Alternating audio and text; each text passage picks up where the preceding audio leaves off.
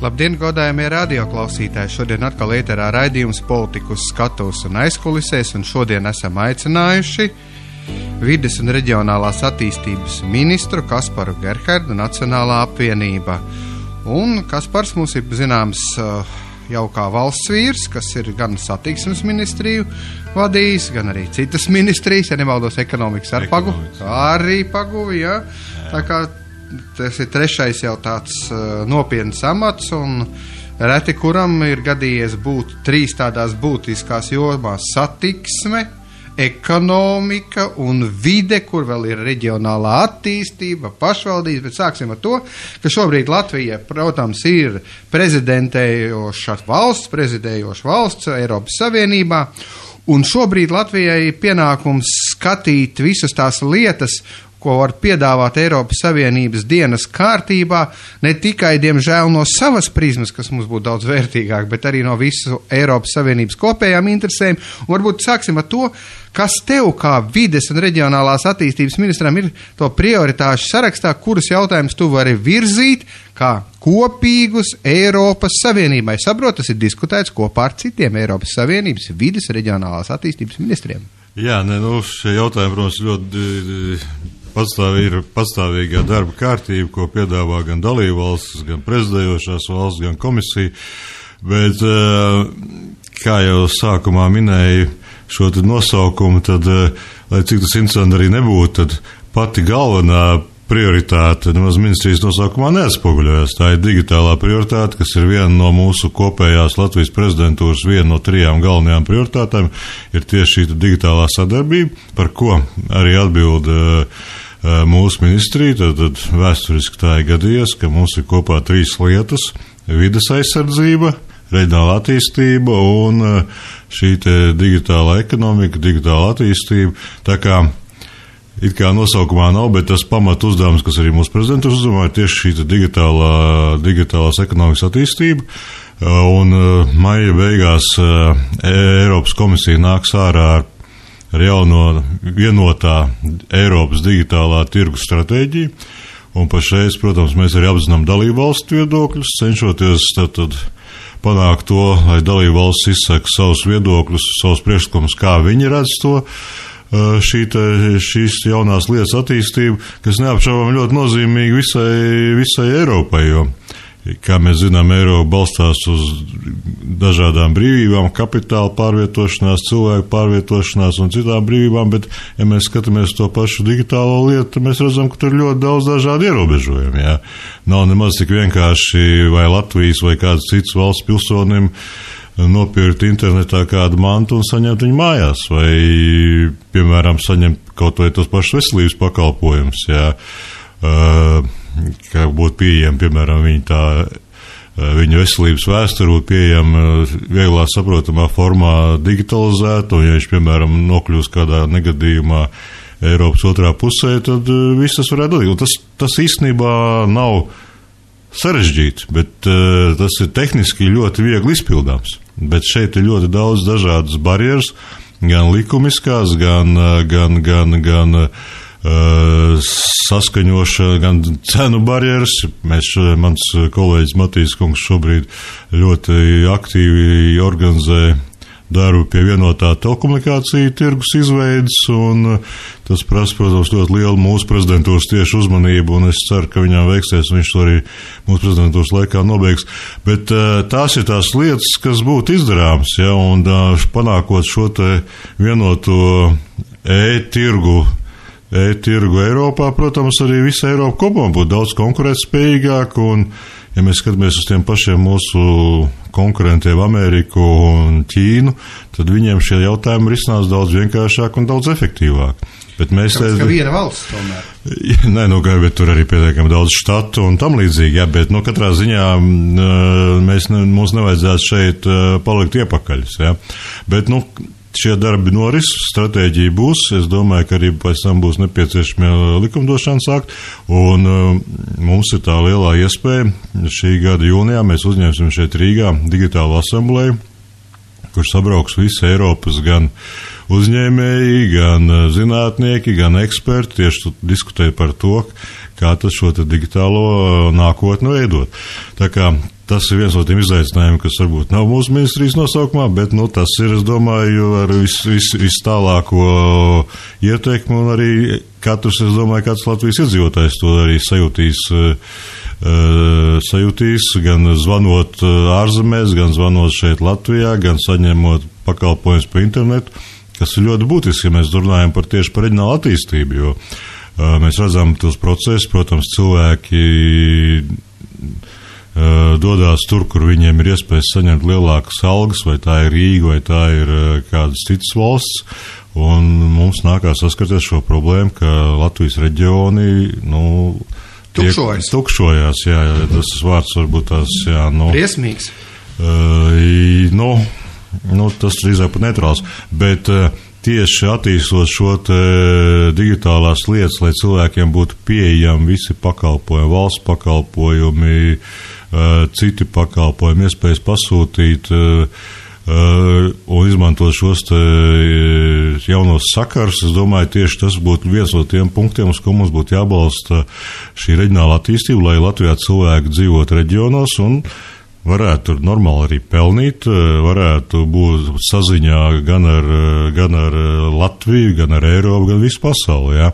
Tā ir arī viens no tiem balstiem, uz ko mēs arī organizējam šo reģionālās attīstības programmu. Un, ja mēs tagad pārējām no šīs digitālās reģionāla attīstība, tad mums Eiropā ir virkne priekšlikumu, ko mēs vēlamies diskutēt. Viens no tiem ir Eiropa, mēs zinām 400 miljonu cilvēku, mēs zinām šīs metropoles, tur Londona, Parīze, Vācijā, vesela apgabala, kur praktiski var tās robežas ar pilsētām grūti nošķirt, Itālija. Un vienmēr līdz šim tas galvenais uzsvars ir bijis uz to, kā organizēt šo lielo metropolu attīstību tieši reģionālajā jomā, vai arī otrgalējību, kā organizēt šo nomāju attīstību. Un tāpēc mēs gribam izvērst arī diskusiju par pilnīgi citu jaunu tēmu, par mazām vidējām pilsētām. Latvijas mērogā tās ir praktiski visas pilsētas. Mums ir mazas vidējas, varbūt izņemot Rīgu un Rīgas apkārtni. Ja. Tā kā mēģināt pavērst to, ka lai Eiropa savā skatījumā arī ņemt vērā šo aspektu. Kā nodrošināt šo mazo video pilsētu attīstību. Tas ir mūsu dienas kārtībā, un mēs par to arī diskutēsim, un es domāju, nāksim ar saviem priekšlikumiem. Un tad nāk mums vēl divi aspekti, kas Latvijā varbūt ir kopā, tas ir vide un klimats. Eiropā tas, protams, ir varbūt tās, viņš ir atdalīts, jo klimats, ko mēs arī paši šogad, piemēram, ziemā varējām izbaudīt, klimats mainās dramatiski, jā. Zinātnieki pētījumi liecina, ka paliek ar vien siltāks. Mēs redzam, kas notiek tajā pašā vidusjūras reģionā, kur, protams, no vienas puses mēs varam runāt, ka jā, tur ir pilsoņu kara un tam līdzīgi, bet arī zinātnieku pētījumi liecina, ka tas pats Sīrijas konflikts ir lielā mērā cēlies tam dēļ, ka tur ir paaugstinājies sausums pēdējos gados, vienkārši cilvēki devušies pilsētu, un viņiem ir arī problēmas ar izdzīvošanu, atdzīvi un tam līdzīgi. Un šis jautājums, kas skar visu pasauli, un šogad Parīzē decembrī būs apvienoto nāciju konference, uz kur tiek gatavot arī ļoti izsvērts un nopietni vienošanās projekts, ka visas pasaules valsts varētu vienoties par kopēju politiku, ko darīt, lai šo klimata politiku uzlabotu. Mazāk izmešu, mazāk dedzinātu, mazāk visādas indīgās vielas laist pasaulē. Un mani gandarījums, protams, ka mēs kā prezidējošā valsts šobrīd esam šajā procesā un ka Eiropa ir sev parādījusi kā vadošo šo sarunu vedēju, pieņemot pagājušā gada oktobrī lēmumu, ka pa 40% samazināt izmešu gāzes. Un man patiešām bija brīnišķīga iespēja novadīt Eiropas vides padomi, kurā mēs visi Eiropas ministri ilgās un nopietnās diskusijās sagatavojām šo iesniegumu apvienotajām nācijām, kādā veidā mēs to panāksim, ko mēs darīsim, kādi būs šie darbības virzieni, un to mēs iesniedzām apvienotajās nācijās kā vienu no pirmajiem. Otrie aiz Šveices, bet, katrā ziņā tur mēs esam līderi. Un vidas problēmas, es domāju, ka tur gan Eiropā, gan Latvijā mēs saskaramies ļoti līdzīgām problēmām. Atkrituma apjoms, atkrituma pārstrāde, atkritumu savākšana, sadalīšana, uzglabāšana. Šobrīd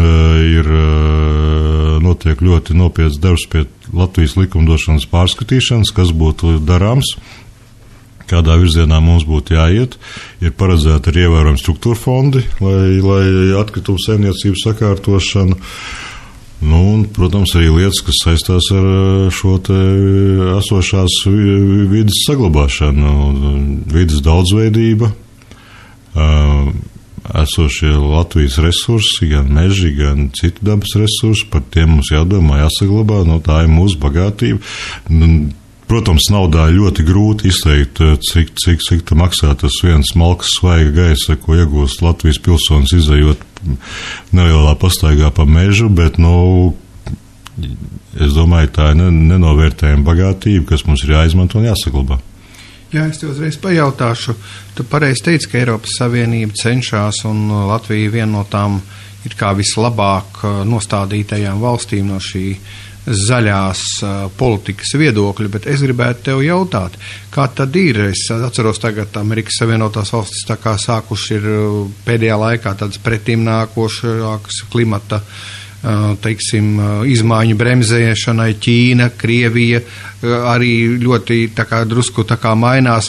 Tad tā apziņa tomēr, kad varētu būt ārkārtīgi nopietnas šīs sekas tomēr briest vadošās valstīs, jo mēs zinām, arī attīstības valstīs ir sarežģītāk, piemēram, Brazīlija, vai viņi arī ir ļoti ievērojama rūpniecība, vai viņi kaut ko darīs šajā brīdī, vai viņi uzskata, ka viņi tas īsti vēl neskar, jo jaunatīstības valstīm varbūt mēs nespēsim uzreiz to visu tā iedarbināt, jo viņas visu laiku domās, kā paēdināt savus cilvēkus, un pēc tam, kas notiks ar viņiem.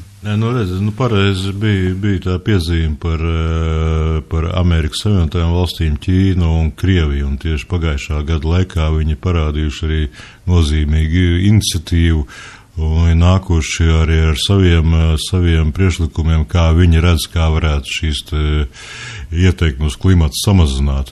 Protams, no vienas puses, ja mēs redzam, tā ir Brazīlija, Indija, kas strauji attīstās, un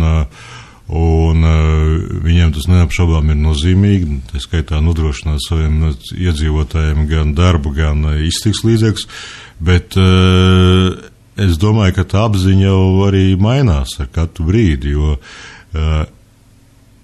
kas tad ir vai patiešām mums jāturās pie šīs patērētāja kultūras, jā? Patās, kā prezidentūras sākumā mēs diskutējām ar mūsu sociālajiem partneriem. Eiropas līmenī bija ieradušies arī šīs Eiropas ekonomiskās sociālās komisijas vadītājs, jā? Un lielu nozīmi gan tās zaļās organizācijas, gan pat vairāk jau ne zaļās pievērš tam, ka būtu jāmaina mūsu uzdīvu paradigma, ja? Piemēram, mēs nevajadzētu runāt par patēriņu kā tādu, iet runa jau, piemēram, par to, ka vai ievies tāds jauns jēdziens kā dzīves ilguma, ilgspējīgu produktu, ja? Piemēram, ja jūs, kāda bija vecā pasaka, ja, dēls, kāpēc nonēsāja šos zābakus. Es viņus nesāju, mans tēvs nesāja, mans vecais tēvs nesāja, ja, kā tu viņus tagad saplēsi, ja. Ir jāmaina, ja, ir jāmainās, un skaidrs ir, ka tas, es domāju, šī te patērētāju loģika ir jāmaina uz to, ka mēs tai vietā, lai iegūtu varbūt šodien smuku krāsainu kaklasaiti, tai pašā laikā iegūstam varbūt tās arī plaušu vēzēs šais kaklasaitis, jā. Bet ja mēs šo kaklasaitu varbūt nenēsātu vai nesātu kādu ilgāku laiku, varbūt mēs bez šī plaušu vēža arī izdzīvot līdz mūža galam. Ja, protams, es tikai domāju tā, ka ja, piemēram, Eiropas Savienība savos centienos visu to izpilda un tai pašā laikā paliek citu teiksim, lielu valstu pozīcija līdzšinējā praktiskajā politikā, tad, protams, mēs varam kaut ko nobremzēt, bet procesi iet uz priekšu, jā, un varbūt mēs nebūsim pirmā salu valsts, kas aplūdīs, bet jā, mēs arī esam pie jūras. Tas arī, protams, man ir bijuši iespējas runāt ar šo te salu valstu pārstāvjiem, un mēs zinām, kas nav patās, kā notika šī vienā no šīm valstīm, kur praktiski viņi tika iznīcināti, jā, iesaļvēts rezultātā. Visi tie sasniegumi, ko viņi bija sasnieguši pēdējos gados, praktiski tika noslaucīti, jā. Un tas ir viens no skaidriem piemēram. Arī mēs ar to saskaramies, arī mēs zaudējam šos te metrus sauszemes, ka jūra nāk virsū, jā. Tā kā šeit pat mūsu intereses ļoti līdzīgs. Tā kā tas ir smags jautājums un atrast šo īsto līdzsvaru, bet kā jūs teicu, vērtēsim tās lietas, ko mēs varam iegūt, vai patiešām tur saražot jaunas mašīnas un tam līdzīgi, vai tas ir svarīgāk, vai labāk prast izmantot šīs mašīnas labāk un ilgtermiņā. Eiropā, piemēram, pirms vides padomas mums bija ļoti tāda, tur ir ierasts praksa tikties ar vides dažādām organizācijām, Greenpeace un citi, jā. Piemēram, viena no jaunajām iniciatīvām ir dalīta mašīna izmantošana, jā. Piemēram, ka vairākas ģimenes viedojās, ka viņi mašīnu izmantos kopā. Viens brauc vienu laiku, otrs brauc otru laiku, viens brauc trešo laiku. Tas sākot ar to, ka pirmām kārtām atbrīvojās stāvvietas un tam līdz. Tā kā cilvēki jau domā par to, kā mainīt šo mūsu ikdienas uzvedību un kā jūs teicu, es domāju, ka tas malks, tas elpa, svaigs gaisa malks varbūt ir vērtīgāks nekā par iespēju aizbraukt 100 kilometrus dedzinot benzīnu.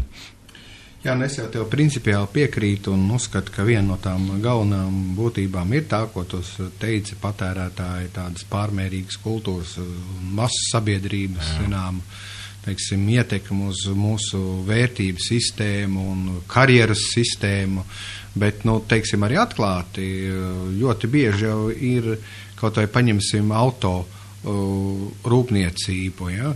Tad, ja agrāk varēja nomainīt vienu mazu detaļiņu, tad tagad jānomaina viss agregāts. Bet par to jau kā jūs teicu, mēs diskutējām ar šo Eiropas, tā ir tāda puskonsultīva organizācija, kas pārstāv tieši kā reizi darba devējs, jā, un ka šī ideja mainīt šo te domāšanu un ražot lietas, kas būtu mūža ilgas, jā, ko cilvēks varētu izmantot visu savu mūžu ilgumā. Šādas lietas ir. Mēs jau patiešām redzam, jā, ir mašīnas, kuras brauc 50 gadus, un ir mobīlie telefoni, kas izbeidz savu darbību pusgadu laikā tikai, lai varētu iegādāties jauno modeli. Jā. Te šī izmaiņa, šīs domas jāmaina. Un kas ir būtiski, protams, un šis jautājums arī atspoguļās ir veselības izdevumi, jā.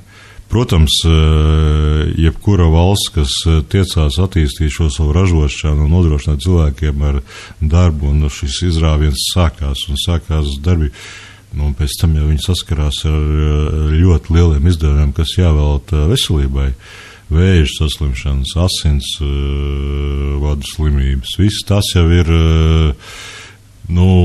tās netiek iegūtas tāpat vien. Tas ir gan šī te vide, gan vide kā tāda, gan darba vide, kas rada stresus vispārējos. Tā kā, cik tad beigās galā samaksāja? Mēs patās Latvijā ļoti smagi diskutējam visi, cik vajadzētu atvēlēt veselībai un ko vajadzētu darīt, lai varētu cilvēks būt vesels, bet daudz no šīm problēmām ir iegūtas, diemžēl. Ja mēs šodien skatāmies vides ministrijas prioritātēs, ir Inčukalna dīķis, ir Olēnas dīķi, tās ir Inčukalnā Gudrons, Olēnē ķimisko vielu, tās ir pilnīgas indas vietas, kuras mums pēc iespējas ātrāk ir jāsakārto, bet cilvēki tur ir dzīvojuši apkārt jau gadu desmitiem. Un šobrīd viņi no tā cieši, viņi ārstē tās savas slimības, un, protams, visa sabiedrība valsts savu iespēju robežās arī novirz kādu daļu no budžeta veselībai, jā. Mēs varam diskutēt maziņš vai liels, vai kā viņš tiek izmantots, bet tā ir milzīga, jā, kopā ar iedzīvotājiem tā ir būtiska daļa. Ja tas nebūtu noticis, šo pašu naudu varēja izmantot arī tie paši iedzīvotāji citām lietām, ko viņi tagad nākās tērēt zālēm, tur ārstējot astmu, to pašu vēzi un citas slimības. Es jau tev teikšu tā, kad, ja mēs salīdzinām to pasauli, man liekas, ka tās vides kvalitāte, izņemot tās vietas, kur to minēja, jau mums tomēr summāri daudz labāki, tīpaši ņemot vērā to, kad tā diezgan kaitīgā industrializācija, kas bija no vidas viedokļa, nevis, teiksim, varbūt vienmēr, un pārprodukcijas ražošana, kā es atceros, piemēram, 1. maija kurpes vai 9. maija, man jādēļ, laikam, 1. maija kurpes bija 9. maija, laikam, bija zivrūpniecības produkcija, jā. Nu, lūk, tad, protams, jā, tādā veidā mēs to visu redzam, bet tai pašā laikā vide tomēr Latvijā salīdzinoši ar situāciju pasaulē, manuprāt, ir labāk, tā kā tur vajadzētu domāt vairāk par profilaksi, veselīgu dzīvesveidu. Es neapstrīdu variantu pie Gudrona dīģes tuvumā dzīvojušiem Olainē, vēl kaut kur kaut kas tāds ir. Es ceru, ka šie projekti tiks novest līdz galam. Jā, tas ir obligāti, un galvenais, lai viņi netiek kaut kādos dziļākos ūdens slāņos un pēkšņi neizplūst pa visu Latviju. Jā, bet mēs patiešām, varbūt tās ir mainījusies šī ražošana, ir nākuši jauns nozars, ir aizgājušas vecās, bet, situācija ir tāda, ka mēs, diemžēl, ar šiem vecajiem graustiem saskaramies, un tāpēc viena no mūsu programmām ir tieši šo piesārņoto teritoriju revitalizāciju, atgriešana apritē, apmēram 250 miljonu struktūra fondu. Mēs esam tieši paredzējuši, lai lielajās pilsētās, attīstības centros un arī visos Latgales novados būtu šī iespēja to vidi sakārtot, padarīt viņu dzīvotspējīgu un atgriezt normālā ražošanā, vai vienkārši arī tad saglabāt kā pieejam vidi. Mēs redzam pie visas šīs daudzās sagrautās rūpnīcas, armijas bāzes un citas vēl tomēr bojā mūsu ikdienas skatu. Jā, godājumie radioklausītāji, atgādina, ka mūsu ēterā ir reģionālās un vides, ir vides un reģionālās attīstības ministrs Kaspars Gerhards, Nacionālā apvienība.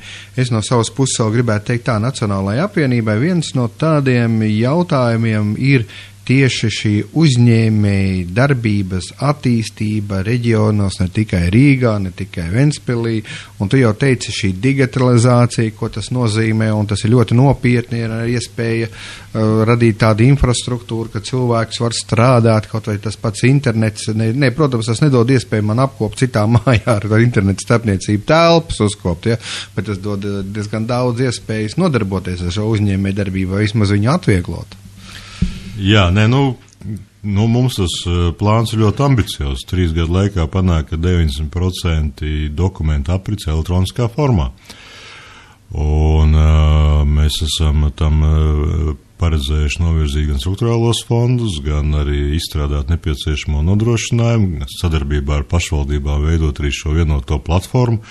Un kas, protams, dot iespēju gan iedzīvotājiem, gan uzņēmējiem tērēt daudz mazāka laika, gan saskarsmē ar valsti, gan pašvaldību, gan nodokļu lietās. Gan arī benzīnu. Gan arī benzīnu dedzināt, jā, un gaisu piesārņot, un tie ir mūsu ļoti nopietni plāni, pie tā mēs arī tagad strādājam, viņas ievies dzīvē kopā 128 miljonu struktūra fondu naudas. Un mums ir labi piemēri.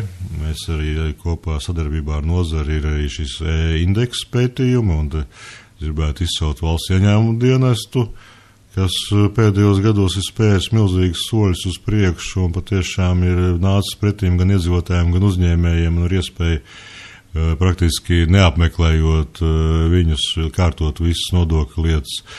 Un ir ļoti daudz līdzīgi pozitīvu piemēri, bet katrā ziņā vēl ļoti daudz darāmā, un pie tā mēs arī iesim. Un taiskaitā mums ir, lai arī varbūt tās, kas zinām, varbūt tās ir, neteiksim pretruna, bet, paralēli attīstam šos te klientu apkalpošanas centrus, vienotos klientu apkalpošanas centrus, kur visi valsts un pašvaldību pakalpojumi būtu pieejami vienā vietā. Praktiski katrā novadā mēs plānojam izveidot 80 šādus vienotos klientu apkalpošanas centrus visā Latvijā. Tā ir mūsu prioritāte. Mēs esam dabūjuši arī budžetā naudu. Un 3 gadu laikā mēs pie šo centru izveidas arī nopietni strādāsim. Pirmais jau ir izveidots, janvārī atklājām. Un tagad ir rindas kārtībā, viens pēc otra viņi arī iet. Tas var sakot, lai cilvēks katrā Latvijas vietā varētu šos valsts un pašvaldību pakalpojumus saņemt. Lai viņam nebūtu jābrauc uz tuvākām lielpilsētām vai savādāk, bet viņš varētu to risināt uz vietas. Un ja mēs skatāmies šo reģionālu attīstību, šeit ir vēsturiski jau Latvija pietiekami maz apdzīvota. Mēs redzam, ka mums ir Rīga, Rīgas apkārtni. No vienas puses, protams, mums Rīgai vēsturiski jāpateicās par to, ka tā bija vieta, kas tomēr absorbēja šos te Latvijas iedzīvotājus, pirmkārtām latviešus, kas meklēja labāku dzīvi. Ja mēs paskatāmies uz kaimiņiem, uz Lietuvu, vairāk nekā 1 miljons lietuviešu aizbrauc uz Ameriku.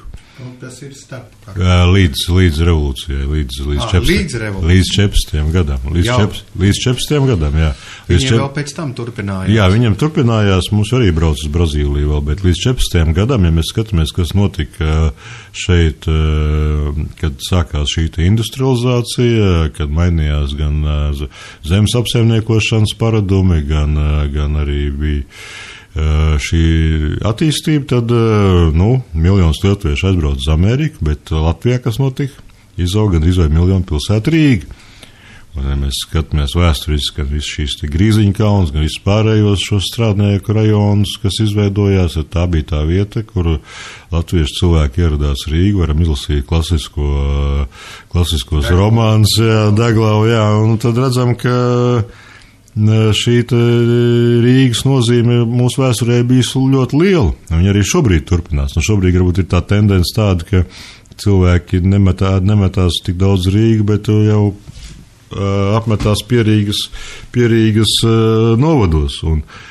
Un ja mēs runājam par reģionālu attīstību, tad tiešām mums jāsaskarās ar ļoti daudz dažādām tendencēm. Un šīs Latvijas pašvaldības nebūtu neattīstās pēc vienota scenārija. Mēs redzam, ka ir lielās pilsētas, jo sevišķi, piemēram, ja mēs runājam par ostas pilsētām Liepāja, Ventspili, kur ir viens attīstības scenārijs, ja mēs runājam par Daugavpili, kas ir lielākais dzelzceļa mezgls Baltijā, un attiecīgi arī tur ir nozars, kas saistīts ar šo dzelzceļa atbalstīšanu, tas ir cits scenārijs.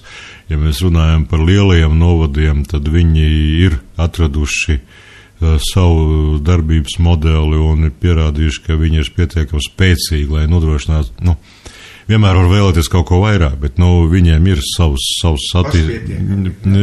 viņi spēja nodrošināt savus procesus, spēja piesaistīt projektus, spēja piesaistīt investīcijas, bet šādu lielo novadu nav daudz, bet viņi arī sāka organizēties. Tad ir pierīgas novadi, kuriem pilnīgi savu specifiku, kur ir labi apmaksāti cilvēki, kas strādā Rīgā un saņem ienākumus Rīgā, bet dzīvo ārpus Rīgas un izbauda, teiksim tā, šos vides kvalitāti un priekšrocības.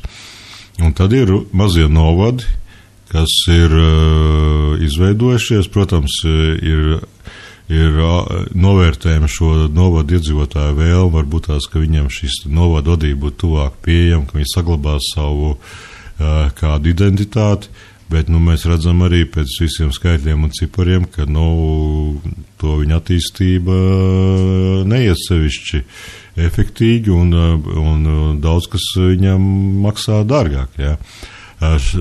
Tuvākajā laikā jau ir izstrādāts projekts un Finanšu ministrija nāks ar jaunu priekšlikumu par pašvaldību finansu izlīdzināšanu, lai mēģinātu šīs 4 dažādos virzienus saskaņot. Ja.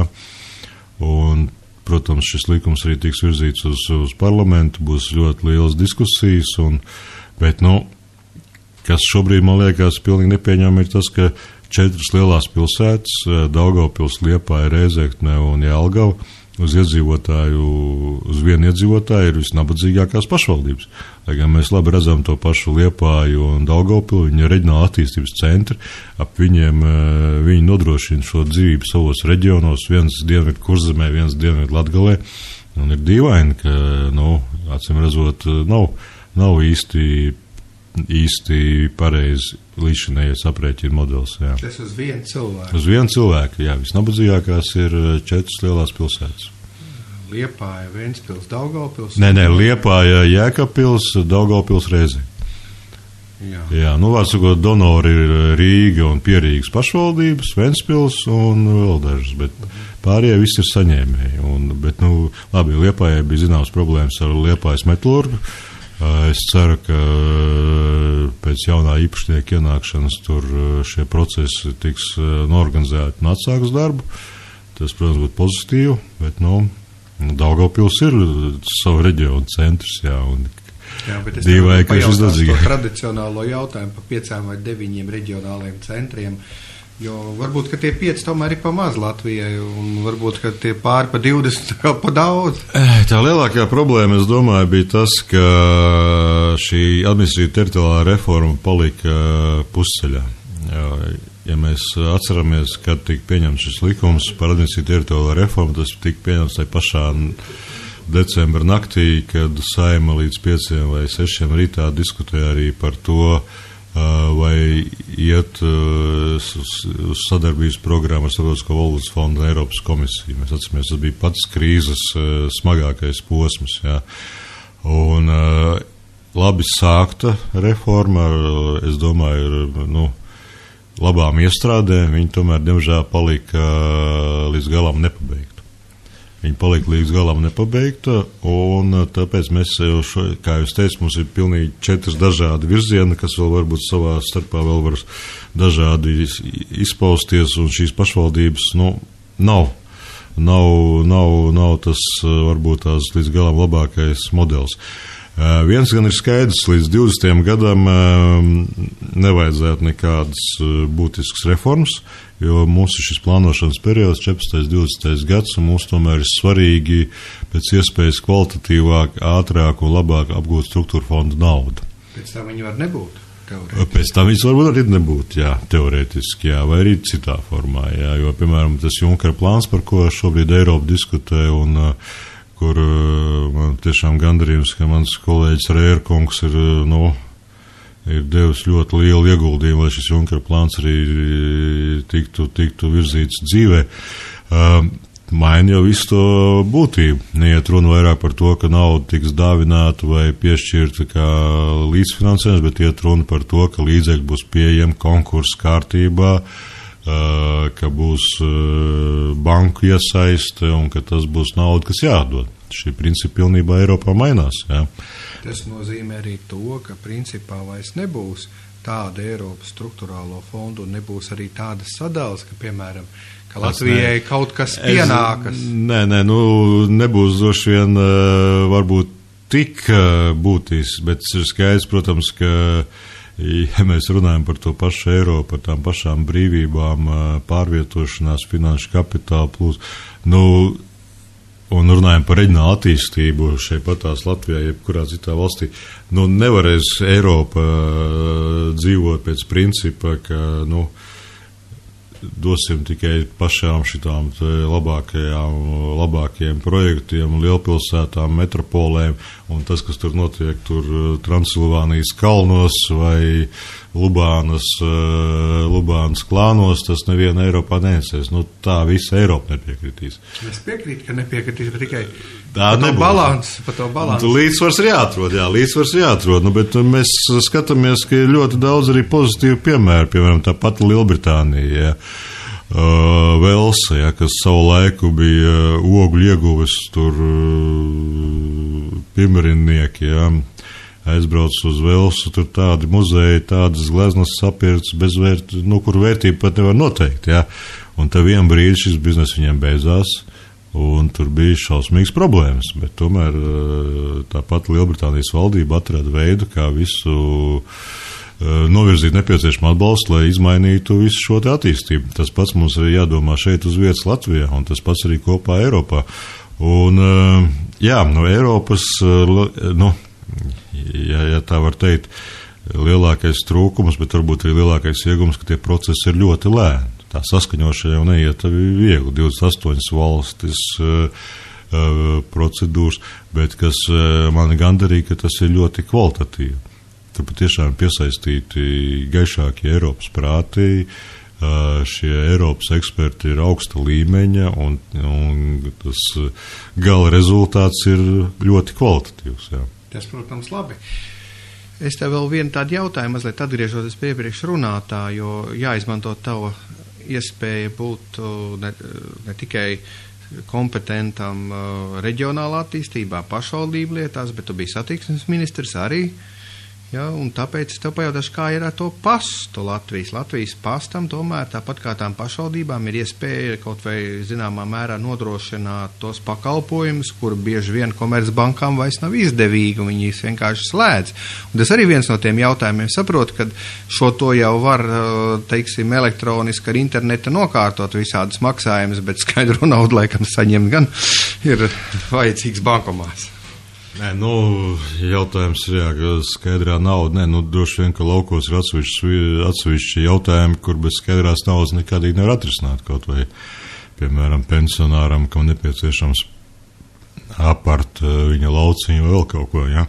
Bet pirmkārt, runājot par Latvijas pastu, man patiešām ir ļoti liels gandarījums par to, ka Latvijas pasta vadība ir spējusi pēdējos gados Ārotbiedrības var apliecināt.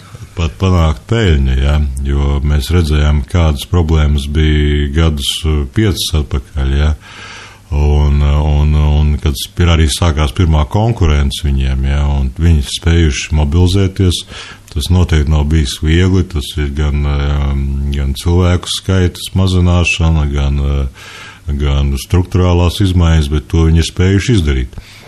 Un, ja mēs skatāmies šādus pakalpojumus, ko pasts varētu sniegt papildus, cik es esmu dzirdējis no saviem kolēģiem, tad jā, pie tā viņi strādā, un es domāju, ka tur ir tas panākums. Lai gan, piemēram, ja mēs skatāmies līdzīgu situāciju tai pašā Skandināvijā, jā, pēc apdzīvotības, es domāju tā. Īpaši ziemeļdaļā, jā. Tad tur arī tiek atrasts tāda varianta, ka, piemēram, pasta pakalpojumus var saņemt kādos benzīna tankos vai veikalos vai otrādi, jā, tā kā, tas īstenībā labi. Jā, sinerģijas efekts, tas būtu ļoti normāli, jā.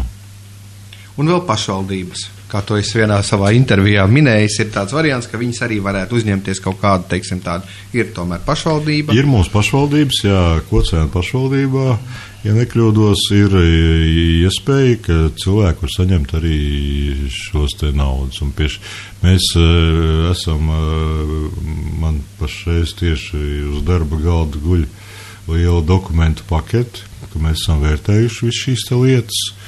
Un mēs vistuvākajā laikā arī taisamies iet diskutēt ar citām ministrijām un valdībā, kā šo jautājumu risināt. Tā es uzdošu tādu dikti sarežģītu un Reira kungam ļoti nepatīkamu jautājumu, jo viņš tomēr mēģina kaut to valsts kasi tās saglabāt, bet ir pašvaldības savienība un tā vienmēr nāk ar savām pretenzijām un daļēji tās ir pamatots, ja skatāmies uz pašvaldībām kopumā, tā viņš noteikti ir pamatots, ja. Par to, kā tad vajadzētu tur pamainīties tam, lai tomēr tās pašvaldības varētu būt arī pašpietiekams, nevis tikai tās lielākās, kas nodokļu politikā.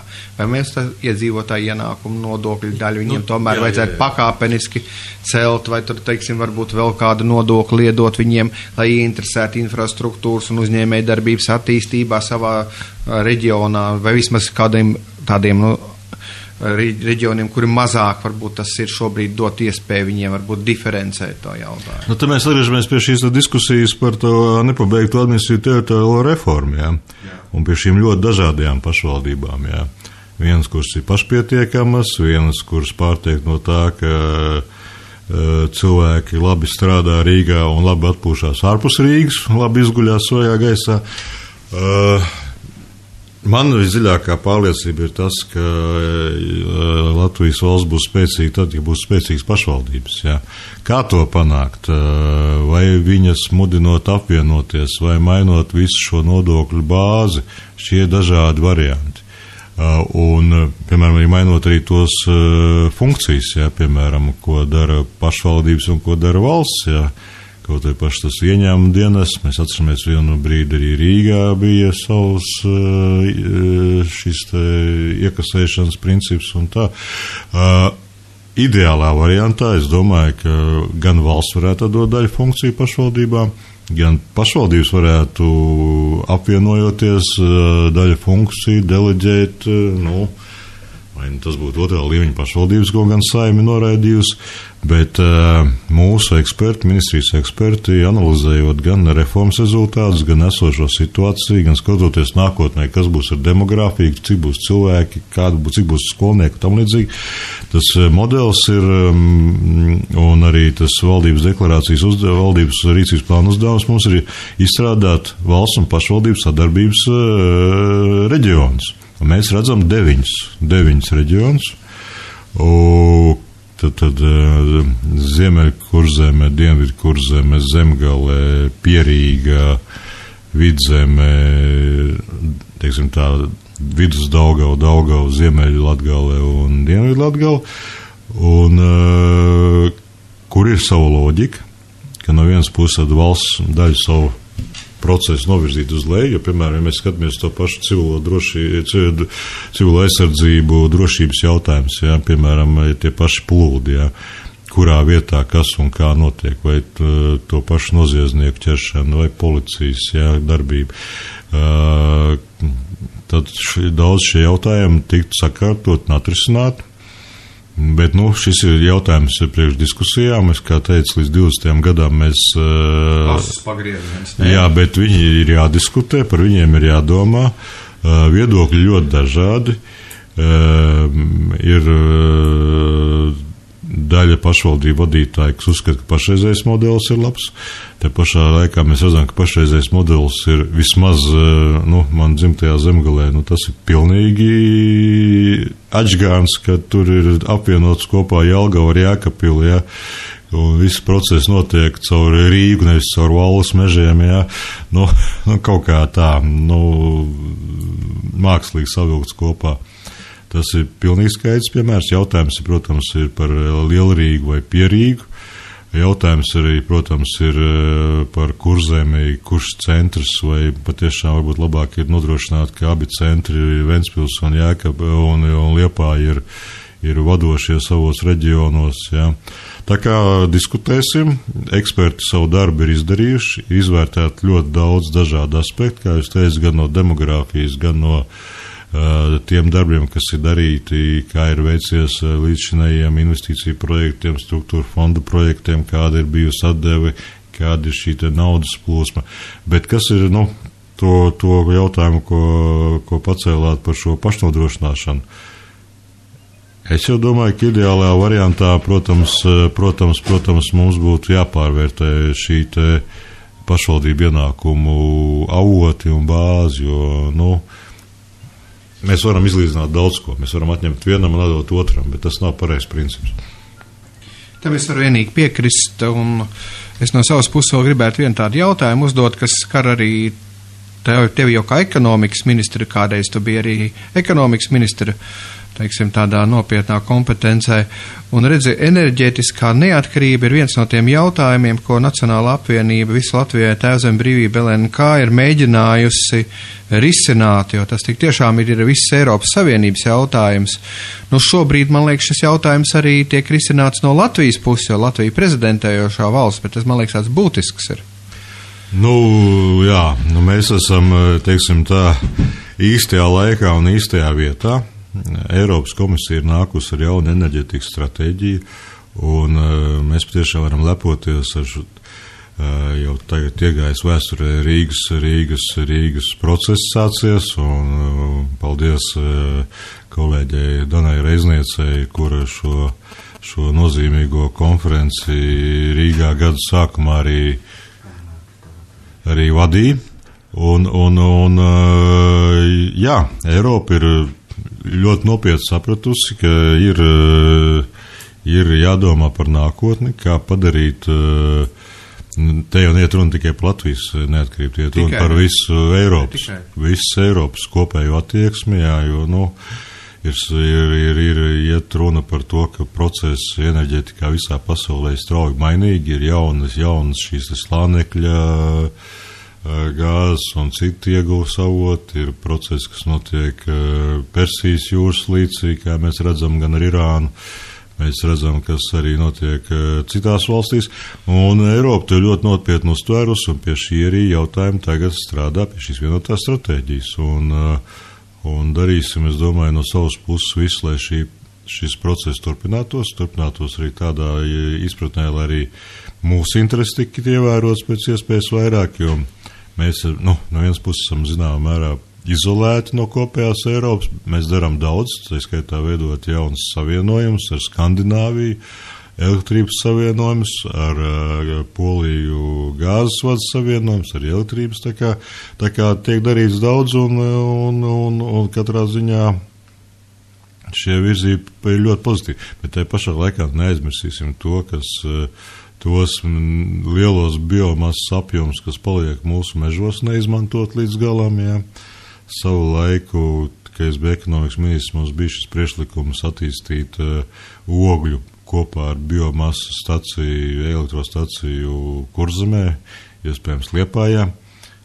Mēs pat saņēmām Eiropas komisijas atbalstu, ka šāds darbības modelis būtu pareizs. Diemžēl šis darbs palika nepabeigts, bet es gribētu apsveikt mūsu Lietuvas kolēģis, kas cīnoties ar lielu pretestību, ir panākuši to, ka viņiem ir šīs sašķidrinātās gāzes termināls Klaipēdā, un viņi jau ir pilnībā šo savu apgādi diversificējuši. Ja ļoti patīkami bija redzēt, ka tajā brīdī, kad to iedarbināja, arī gāzes cenas kritās, varbūt tā bija sakritība. Gāzes cenas ir ļoti cieši. Lietuvai. Gāzes cenas ir ļoti piesiets pie naftas cenām, un, protams, tas ir cits process. Mēs redzam, ka naftas cenas burtiski nokrīt gar izvai divkārši, un vēl aizvien svārstās. Redzēsim, kas notiks pēc tam, ka Irāna tiešām atjaunos šo savu ieguvi pirms sankciju apjomā. Jā. Es tev varu vienīgi piekrist un teikt, ka tas ir visnotaļ nopietns jautājums, un Latvijai pie tā jāstrādā. Žēl, ka Latvija kopā ar Lietuvu un Igauniju nevarēja nonākt pie viena kopēja, teiksim, tāda nostājas. Katrs tomēr mēģināja drusku pavilkt uz savu pusi, bet būtu laba bijusi, ja šī koordinācija būtu bijusi augstāka un izvēle būtu, teiksim, tāda, kas būtu piemērota visām trim valstīm reizē. Varbūt arī, protams, dažādojot šos, teiksim, izvēles variants, bet tā savstarpējā konkurence mums ar Baltijas valstīm laikam arī būs uz priekšu. Viņa ir bijusi vienmēr, viņa būs, un skaidrs, protams, ka katrs to savu deķītu velk uz savu pusi, bet no otras puses es domāju, ka tieši šī dažādība un savstarpējā veselīgā konkurence, tikai, teiksim tā, noroda mūs un padara spēcīgāks. Jā, man vēl tev tāds viens jautājums, kas jau gandrīz ir tīri politisks, un ņemot vērā to globālo situāciju, kādā esam, un mūsu kaimiņu valsts aktivitātes Ukrainā un tam līdzīgi. Kāda šobrīd ir tā pozīcija, izvērtēt visas tās termiņu uztura atļaujas, jo šis process aizvien, teiksim, manuprāt, tur Saeimā ik pa mirklim vēl uzplaiksnī kā diskusijas objekts. Mans viedoklis, ka jebkurā gadījumā vismaz pierobežā tādas termiņu uzturēšanas atļaujas, jebkuram investīciju projektam būtu ļoti rūpīgi jāizvērtē. Te ir varbūt jāsadala dažās lietās. Pirmais, kāpēc mums jāmēģina iet vienmēr pa vieglāko ceļu? Jā? Labi, mēs bijām vienu būvniecības burbuli pārdzīvojām ar ļoti lielām sāpēm. Mēs atceramies, iekšzemes koprodukts krita tur kopumā pa 1/4.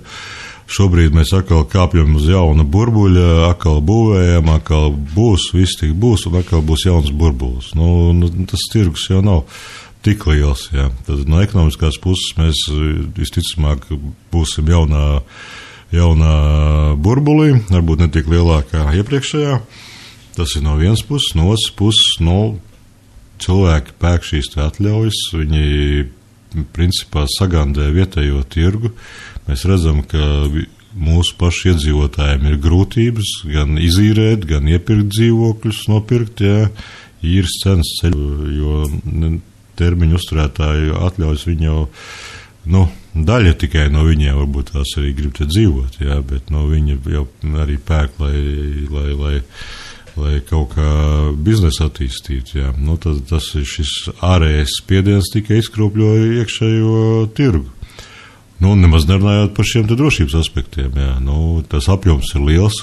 Es paļaujos uz to, ka atbildīgie dienesti savu darbu dara, bet, tas apjoms ir ļoti liels,